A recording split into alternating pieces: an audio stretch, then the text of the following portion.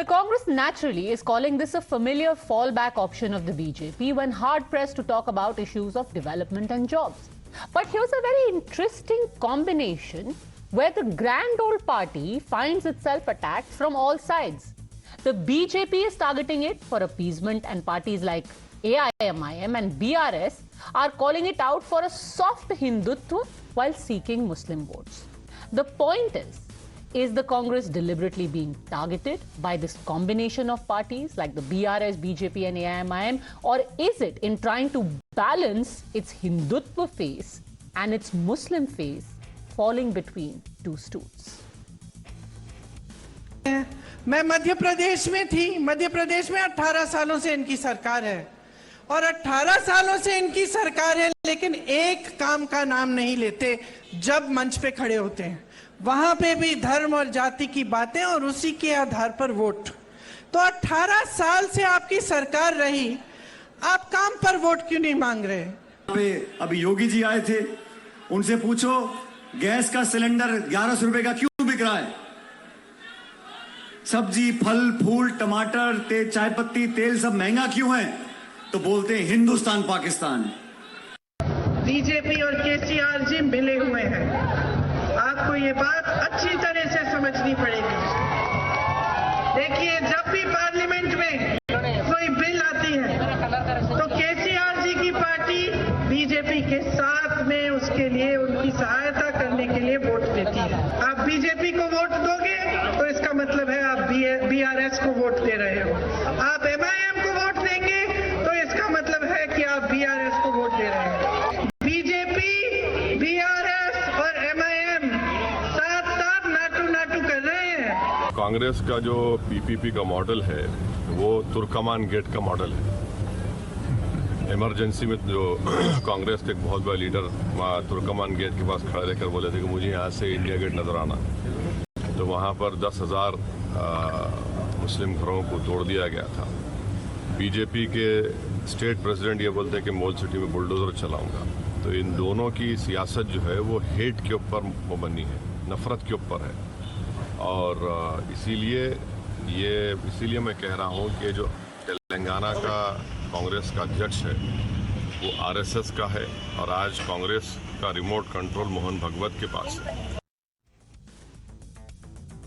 So the simple question is, in the last few days before polling is to take place in these two crucial states, is this an effort by the BJP to consolidate their votes? And with the messaging getting shrill all over again, will it end up giving any political benefits at all? Or is the plank of so-called polarization well past its sell-by date? Let's take this across to Sanju Verma, national spokesperson of the BJP, political analyst JVC Sriram, spokesperson of the BRS, Dinesh Chaudhary, Lokesh Jindal, political analyst, and senior journalist Ashutosh. We'll also be joined by Mr. Kashani from Hyderabad. But I want to first go across to JVC Sriram. Let's talk about Rajasthan. Why is it that Himanta Biswa Sarma, the Prime Minister, Yogi Adityanath, in the last 1 week have very specifically spoken about the riots on Ram Navami, the issue of Ram Mandir, what happened to Kanhaiya Lal, spoke about appeasement.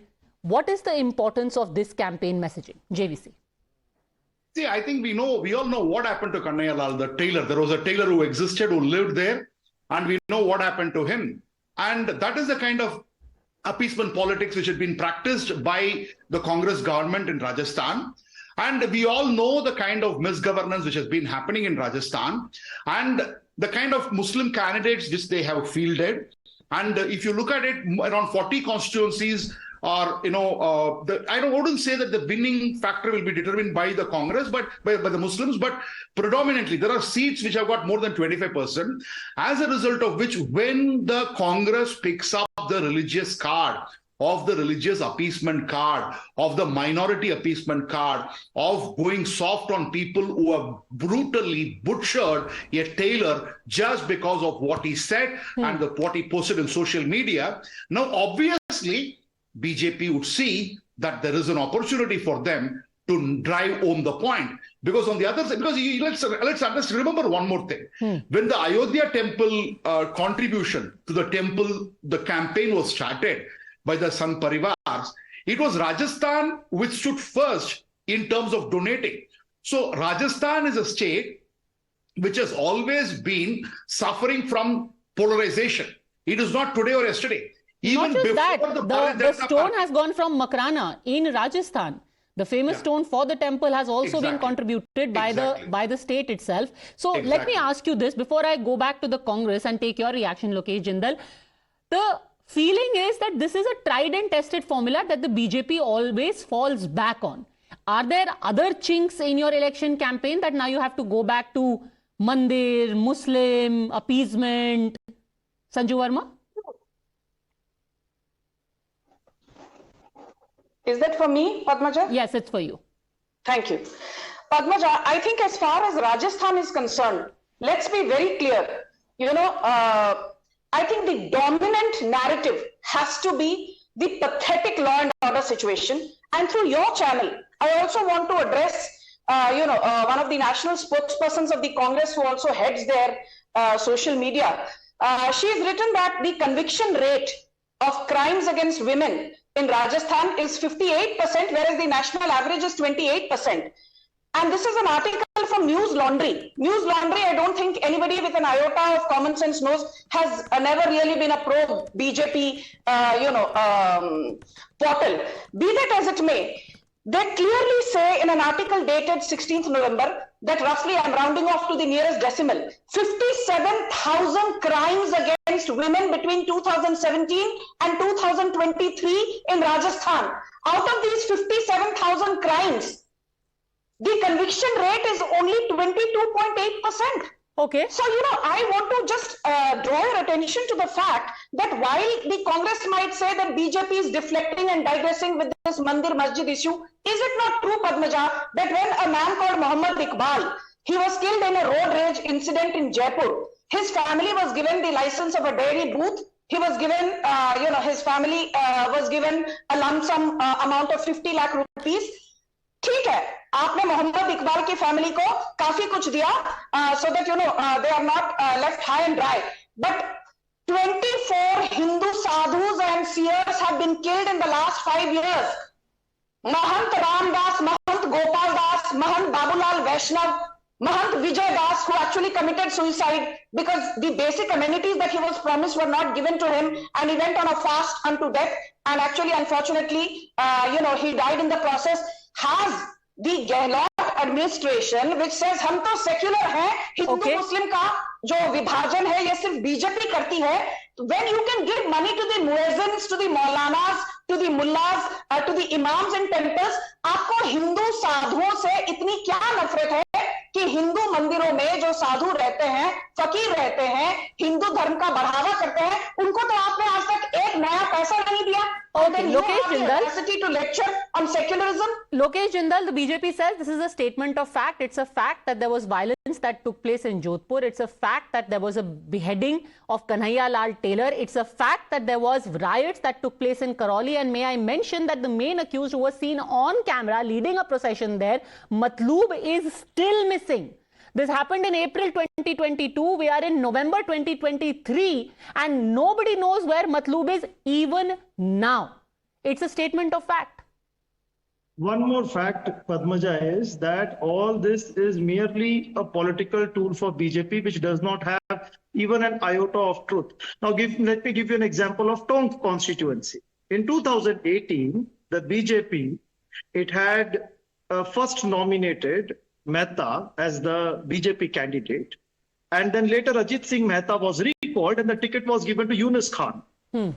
And Yunus Khan was pitted against Sachin Pilot. Because the Tonk constituency, which has 2.45 lakh voters, it has about 62,000 Muslim population, and followed by the Gujars and then the SC population, which formulates a majority of the overall population. This time, what happened in Tonk constituency, Ashok Bairwa, the BSP candidate, he has extended support to Sachin Pilot. And this Muslim card for the BJP has failed. BJP knows it very well that the communalization that it has it has caused in Rajasthan, it does not have any face to go in front of the Muslim community with any candidate which it wants to put forth. So hold on a second, I'm a little confused. Just to give our viewers the background of what Lokesh Jindal is saying. In 2013, I think you have come from a point where people need a little bit of context. In 2013, two Muslim candidates were actually fielded by the BJP and they won. One of them was made a cabinet minister in the Vasundhara government, 2018. That was Yunus Khan that Lokesh Jindal is talking about. 2018, he was fielded again and he lost that election. Yunus Khan also happens to be a close confidant of Vasundhara Raje. So let me just understand, you are saying BJP is anti-Muslim and now you are quoting the example of Yunus Khan to say that the BJP fielded Yunus Khan. What's the point you are trying to make here? Is a party of hypocrites. It plays the Muslim card for its own convenience. Now it knows very well that it is not going to win the Rajasthan elections. It is going to have a complete wipeout. So what it has done, it has brought in stalwarts like this Ramesh Biduri, who had abused Danish Ali, who was a member of parliament, so that they can more and more communalize the situation, somehow create some form of anti-Muslim consciousness in Rajasthan and get votes. Okay, but let me tell you one thing very clearly, it's not going to work in Rajasthan at all. Okay, respond to this from a more inclusive governance of Vasundhara Raje, where she had people like Yunus Khan in her cabinet, Sanju Verma. Now, who have you brought in? Ramesh Biduri. You have gone to the other extreme where you are like, we will do Hindu ki Rajniti, even if it is a radical Hindu Rajniti. Padmaja, I'm not here to, answer to Lokesh Jindal's reckless claims. No, this is my question. From Yunus Khan, the transition is to Ramesh Biduri. Why? I will answer because your question is largely based on what he had to say. No, that's not true. I gave my own research on this, that Yunus Khan has contested twice. 2018 he lost, 2013 he won. Let me speak now. Yes. Let me speak. I will speak what I need to speak and I will put my party's point of view across. I'm not going to be deflected by, some baseless narrative that is peddled by the Congressy on the panel. I just want to say one thing to you. Forget about Hindu-Muslim. Lok Sabha 2019, 59.07% was the vote share of BJP. Out of 25 Lok Sabha seats from Rajasthan, we got 24. Congress vote share was 34% plus. They managed what?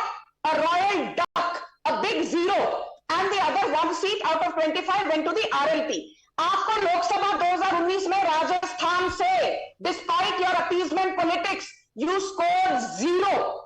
Which means that your ability to convert that 34% vote share into even one seat, you did not even win one seat, and you have the audacity today to talk about good governance. Let us be very clear, be it the Matlub Ahmed issue, wherein, during the Shobha Yatra, there was arson, looting, Molotov cocktails were thrown at Hindu residences. Forget about Kanhaiya Lal's ISIS-style beheading in Udaipur. Forget about the fact that a 300-year-old Shiva temple was desecrated and demolished by the Gehlot administration. I want to focus once again on the fact, are you not ashamed that a police inspector rapes a minor in Dausa? Priyanka Vadra ke muh mein dahi jam gaya hai. Okay. There is a rape of a four-year-old minor. Okay, we will focus on one issue at a time. We are talking very specifically about the election campaign, which is talking about Mandir, which is talking about Matlub, which is talking about Kanhaiya Lal. Ashutosh, the logical deduction from this is that it is hard-nosed calculation, a political calculation. There are 40 of 200 assembly constituencies which are decided by the Muslim voters. 8 of them are Muslim-dominated, including 2 seats which are in Jaipur itself. This time around, the BJP has decided on winnability, and they have realized that when we go into these seats with a hardcore Hindutva agenda, we actually win the Muslim-dominated seats, hence the narrative. Padmaja, there are how many seats in Rajasthan, Madhya Pradesh, Chhattisgarh, Telangana and Mizoram where Hindus decide the victory of a party? We always go back to the Muslims, but we don't go back to how many seats the Hindus are going to decide this. I think the fact of the matter is that the BJP has gone back to its old trick and the old issues of... Sir, if I may, there is actually a very logical counter to that. Hindus as a vote bank are never a decider anywhere. It will always be among the Hindus. There will be the Rajput vote, there will be the OBC vote, there will be the upper caste vote. So you will never have a Hindu decider seat. It will be, this is a Rajput seat. This is a Beniwal seat. That is the basic difference. Muslims, as you well know, vote in a block. No, that's again a myth. That's Muslims not are true, sir. never In Karnataka, monolithic. 93% Muslims voted for the Congress, migrated Then from the JDS, and it was upper proven statistically. Upper caste, how many percentage upper caste has voted in bloc to BJP in UP? Sir, upper caste More is than 13%. No, let me complete. In the best state, upper caste would be 10%, 13% according to Nitish Kumar's survey. Let me complete. I'm talking about UP. I come from UP, so I know that the 20% upper caste in UP and the Muslims are 18%. Sir, but we don't have a caste-based survey recently anywhere except Bihar, and in Bihar it's 13%. So I'm going by that thumb rule. Padmaja, I'm quoting CSDS data. I think that's a credible data. It's not that some other WhatsApp group data. Nitish Kumar's data the is fact not of the WhatsApp matter group is data. the fact of the matter is that the BJP is not talking about economic development neither in Madhya Pradesh nor in Rajasthan. And let me give the comparative data, and that will expose that will put the reality in perspective. In Madhya Pradesh, in the last 5 years, the GDP growth rate is 18.4%. In Rajasthan, it is 24%. Compound annual rate is 4.3% in Madhya Pradesh. In Rajasthan, it is 5.6%. Then if you go the prevalence of poverty in Madhya Pradesh, it is 20.63%, and in Rajasthan, this is 15.3%. I could see the BJP spokesperson is slightly agitated by No, she will respond to this. I will give her time to respond factually. Yes. So then in Human Development Index in Madhya Pradesh, BJP, Madhya Pradesh in 1990, it was on 26th position out of 30. Okay. In 2021, it is slipped to 27 out of 30. The per capita net state domestic product in 93, when Congress was the ruling, 19 out of 27. In 2021-22, it slipped to 21 out of 27. So the whole propaganda about the Madhya Pradesh is no longer a Bimaru state, it is a Bemisal state, is not supported by the data. Okay. So that's why I'm saying that for the last 10 years, the BJP should be asking vote in name of development. Okay, respond to this, Sanju Verma, that you have got impeccable development figures in Rajasthan. So your only counter is this. Respond to this. You know, Padmaja, I always say that, किसी दूसरे की pitch पर नहीं खेलना चाहिए. And I want to tell Ashutosh, if you are talking about economy, you better be ready with these statistics now that I will throw at you. Madhya Pradesh was a Bimaru state. It has today a GSDP of 14 lakh crore, a per capita income of 1,41,000. But I say the devil is always in the details. Madhya Pradesh barely has a budget deficit of 30 to 35,000 crore compounded over the last 18 years. Rajasthan has a GSDP of 15.5 lakh crore, but a debt of more than 6 lakh crore, which means debt to GSDP is more than 37%, which means that future generations of Rajasthanis are carrying a huge amount of debt on their forehead, which an average Madhya Pradeshi is not doing. And let me also tell you, during the worst pandemic in over 102 years, if there was one state along with Uttar Pradesh which continued to grow at a compounded 12% plus, it was Madhya Pradesh, and of course it was Uttar Pradesh. Rajasthan actually had the worst ratio when it came to COVID-related parameters. Highest vaccine wastage, highest fatality in terms of number of people dead per lakh in terms of population. So Ashutosh par lit kar aaya kijiye debate par. And the most important point is this, that in Rajasthan, Bajra is something which is grown, prolifically in the western parts of Rajasthan. और क्या कहा था अशोक गहलोत ने? हम जब आएंगे सत्ता पे, if the MSP is 2,500 rupees or if the MSP is 2,300 rupees, it does not matter. I will procure bajra from you at 3,000 rupees a quintal. अभी मोदी सरकार के चलते currently the bajra MSP is 2,500 rupees a quintal. Last year it was 2,350 rupees a quintal. And do you know, Padmaja, bajra farmers are living in penury because Ashok Gehlot has been procuring bajra from farmers, the government there, at 1,200 rupees a quintal. less than the 2,500 rupees a quintal which the Modi government has So then why aren't you talking about these issues on the campaign trail? Why are you talking instead about the mandir? I will now come to that. The BJP is clearly not focused only on mandir, but भाई जब हम जनवरी 2024 जनवरी 22 को भव्य राम मंदिर बन रहा है and we are proudly saying that अब तो हमने डेट भी बता दी, मंदिर वहीं बनाएंगे, हमने तो उस काम को पूरी तरह से बड़े शोर शराबे से करने की ठानी भी थी और करके भी दिखा रहे हैं. So if we have done something which was a long pending issue for not 40, 50, 60 years, but for 491 years, why should we not take the credit? Okay, Lokesh Jindal, here is what one of the BJP's campaigners, okay, I'll let you respond, Ashutosh ji. Let me play out for you what one of the campaigners said. We've already heard Yogi Adityanath, the Prime Minister. Here is what Himanta Biswa Sarma said when he was asked about the campaign theme that he has, followed across Rajasthan, Madhya Pradesh, Chhattisgarh, etc. Listen.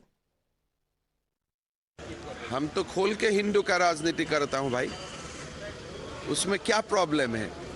ये देश में हिंदू का मतलब क्या है? सबका साथ, सबका विकास, सब धर्म समभाव, हिंदू भारतीय है, तो अब हिंदू का राजनीति करने में प्रॉब्लम क्या है? Ashutosh ji, you talk about women's safety, but you go back also to your core vote bank and say, don't be taken in by appeasement. Hindu ka rajniti, as Himanta Biswa Sarma. Are you talking about the women's safety? I think today I read that Baba Ram Rahim has been given a parole of 21 days again. For what he was convicted? The rape and murder of whom? The young girls. And very frequently he's given. And who is giving that parole and furloughs? The BJP government. Led by whom? Mr. Khattar. Is there any shame? Is there any shame? He's a convicted. Not once but twice. Let me come back to the fact. But sir, I mean, I am no advocate for Baba Ram Rahim, but let me also remind you that Shanti Dhariwal is the one who has been given a ticket on the insistence of Ashok Gehlot that rape की घटनाएं होती हैं क्योंकि ये मर्दों का प्रदेश है. So, Padmaja, don't we're talking about hardcore politics here and Rajasthan, so I'm just bringing that up. No, I'm saying it's pathetic if we compare It is pathetic that Ram Rahim gets furlough. But it is equally pathetic and we should reserve the same amount of outrage for Shanti Dhariwal and the Chief Minister himself who said that a lot of women lie about being raped. Padmaja, let me complete.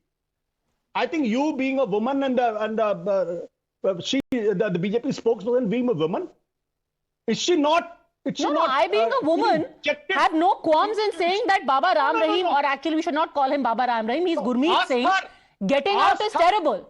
But it's also terrible that we don't reserve the same outrage for Ashok Gehlot saying that women who are complaining of rape are lying.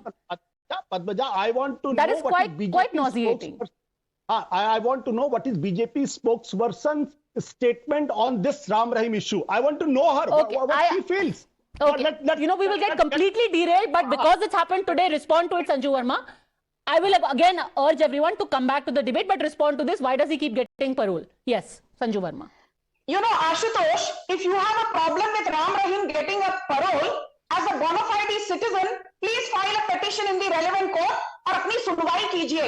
But for you to conflate issues, आपको शर्म नहीं आती है कि जब आज चुनाव राजस्थान में है, a 4-year-old was raped in Dausa by a police inspector. तब आपके मुंह में फेविकॉल जम गया. A disabled girl was raped in Alwar in December 2022. Priyanka Vadra was holidaying at the Ranthambore National Park. She did not have the courtesy to visit the victim. Hathras तो वो चले जाती हैं ये कहते हुए कि लड़की हूँ लड़ सकती हूँ. तब आशुतोष आपके मुंह में फेविकॉल जम गया. A young 6-month-old infant was raped in Bhilwara and set on fire in a state hospital. Okay, again, I think it's quite clear we're not going to get clear answers on either, and it's going to be that circle of whataboutery. I again want to come back to the topic and ask you, Ashutosh ji, does the Congress have a problem of a perception of appeasement? That is the specific question. Because look at it, you have the BRS telling them in Telangana that you are a soft Hindutva party. And in Rajasthan, they are being called a pro-Muslim party. Are they falling between two stools? Padmaja, I really feel sorry for Sanju Verma because she can't have a comment on Baba Ram Rahim. She can't. And any sane person will not like to defend that. And Sanju Verma is a quite intelligent and a wise woman. So I know what she's talking about. Let's not get into that. The fact of the matter is that here is the chief minister who openly says, मैं तो Hindu politics करता हूं. अगर कोई कहे मैं मुस्लिम politics करता हूं, तो गलत कैसे हो जाएगा उसमें? Tell me this. कहते हैं मैं मुस्लिम politics करता हूं. Here is the chief minister who say मैं तो openly हिंदू politics करता हूं. अगर कल बोलेगा मैं मुस्लिम politics करता हूं, तो गलत कैसे हो जाएगा? कैसे गलत हो जाएगा? Okay, I think this is a good point. The whole premise is objectionable. This country should not be seen doing a Hindu politics or the Muslim politics or the Christian politics. This country should be seeing the Indians doing politics for Indians, not for the caste, not for the reason, not for religion. Okay. But it's just shameful that a chief minister of a state is openly saying an election commission is sleeping somewhere. Okay, it is also, I mean, you said that it should not be any politics over religion and caste, and we are bang in the middle of an election where we are literally being told that the #1 plank for INDIA is the caste census. Anyhow, caste census is a debate for another day. Let me bring you in, Mr. Dinesh Chaudhary. How do you explain your stand vis-a-vis the Congress, where you are saying that they are soft Hindutva, or Mr. Owaisi says that this Cong RSS?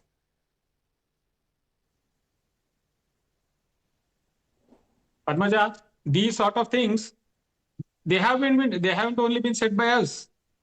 If you see, Congress Party's state minority cell chief Sohail has resigned from the party, quoting that their PCC chief has turned the Gandhi Bhavan into Godse Bhavan and totally giving seats to RSS-backed people.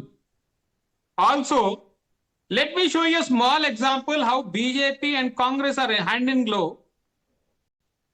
Just have a look at this picture, Padmaja.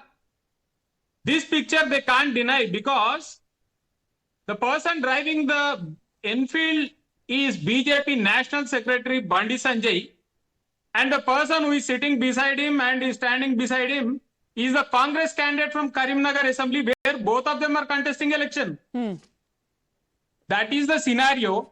And also, very conveniently, Congress party tries to sling mud on others while they are themselves totally wallowing in it.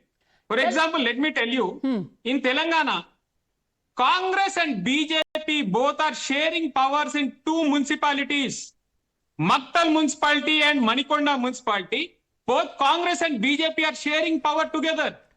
Let me ask you this, Mr. Chaudhary, why are you so desperate to try and pin this pro-RSS badge on the Congress? Is it because you are scared that the Congress is now an alternative for the Muslims in Telangana, and if the Muslims consolidate behind the Congress instead of you and the AIMIM, you're going to lose? No, Padmaja, we are not afraid of anything because the race in Telangana is very clear. We are on the top and only BJP and Congress are fighting each other for the second position. But we need to let the people know what is the truth. You are attacking the Congress more than you attack BJP. I see 3 tweets from you on Congress every day and one from BJP. Padmaja, look at this picture where Congress MLA from Indore is hugging BJP leader Kailash Vijay Varghese.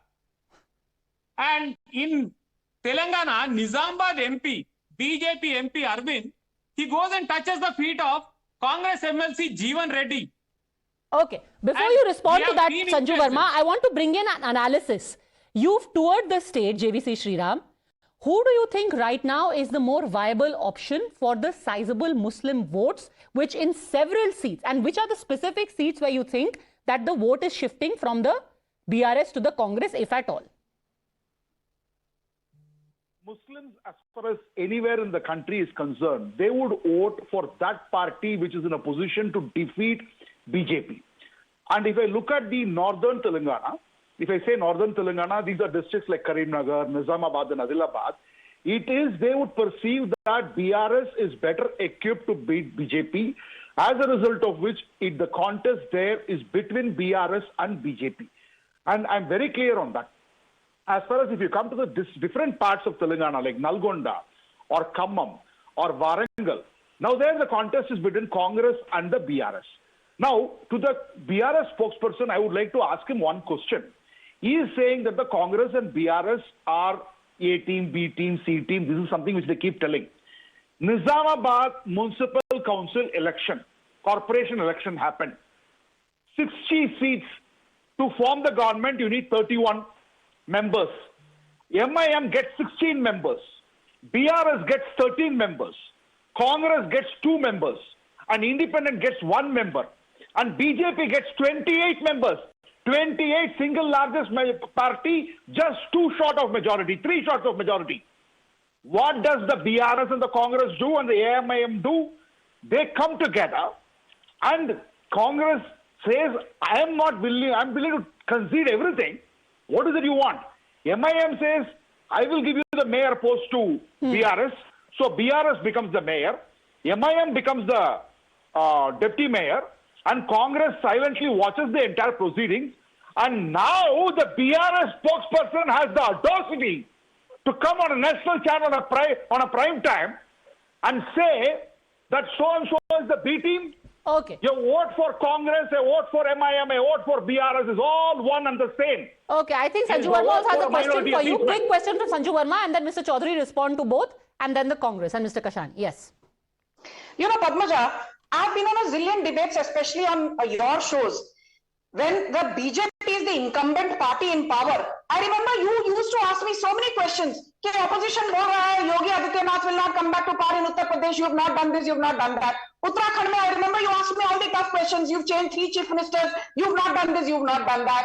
फिर असम की बात आई, Padmaja Joshi used to ask Sanju Verma tough questions. Assam में दूसरी बार हिमंता बिस्वा शर्मा की तो बिल्कुल chance ही नहीं है कि सत्ता में आएंगे.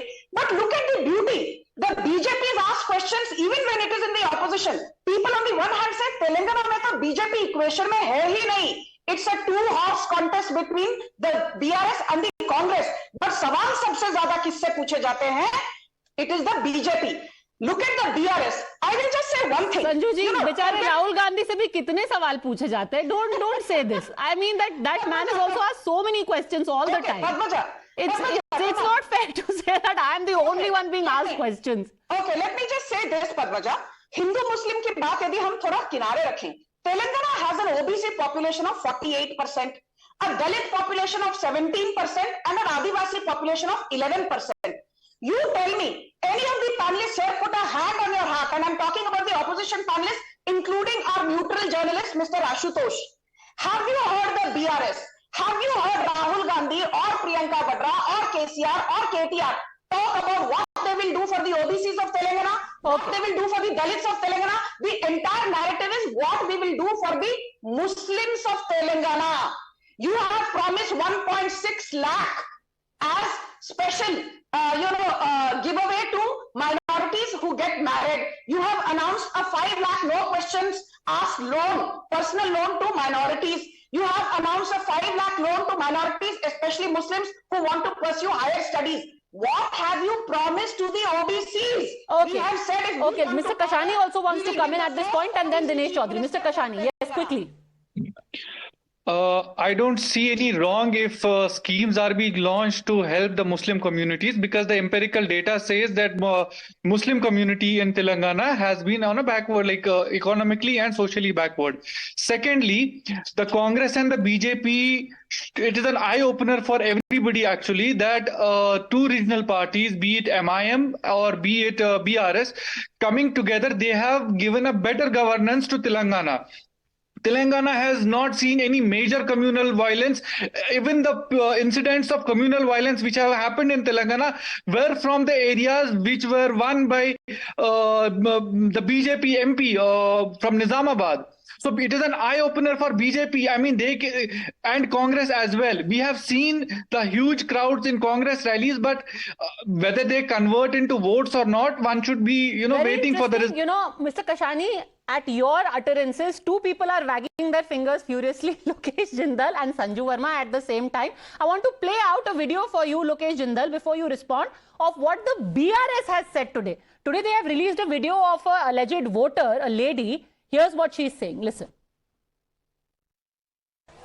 क्या तुमको वोट देना, को तुम्हारे को वोट देना, वो दिन भूल गए क्या? ఒకడేమో మీది దేశమే కాదు ఇడికెంచి వెళ్ళిపోండి అంటాడు, ఇంకొకడేమో మీది దేశంలో ఉండడానికి కారణం మా కుటుంబం అంటాడు. ఏ రోజన్నా మమ్మల్ని ఓటు బ్యాంక్ లెక్క కాకుండా మనుషుల లెక్క చూసిల్లా? ले कभी भी नहीं देखे, फिर कई को देना हमारा वोट? वो सब भूल गए क्या? हर बात पे गड़बड़, फसद, कर्फ्यू, మీ రాజకీయాల కోసం చేసిన మతకల్లోలాలు మర్చిపోయిల్లా? हम नहीं भूले. हम नहीं भूलेंगे, says this lady. दंगा फसाद and appeasement treating us as a vote bank. Lokesh Jindal. BJP नहीं कह रही, बीआरएस कह रही है. No. Take whether it is farmers bill, whether it is president's election, vice president election, whom is BRS voting? BRS is voting to BJP. BRS is B team of BJP because BJP gives a clean chit to BRS, do entire corruption in the state of Telangana, but nothing, no ED, nothing is going to happen. When it comes to K. Kavita, she is secure because it is the BRS and BJP which have a tacit understanding. Let me tell you, AIMIM, BJP and BRS, they are all together, they are one and the same. It is the Congress that is fighting against these three. So are you the only secular party? Why is it and then Kamal Nath is saying, which Mr. Owaisi is quoting, कि ताले तो हमने खोले थे वहां पे, राम मंदिर का ताला हमने खोल करके पूरा शुरू किया. मध्य प्रदेश में एक चीज और तेलंगाना में दूसरी चीज. No, listen. We created the state of Telangana. We gave the people of Telangana. You're talking about a different thing now. You can't do Telangana में टोपी and मध्य प्रदेश में तिलक approach. No.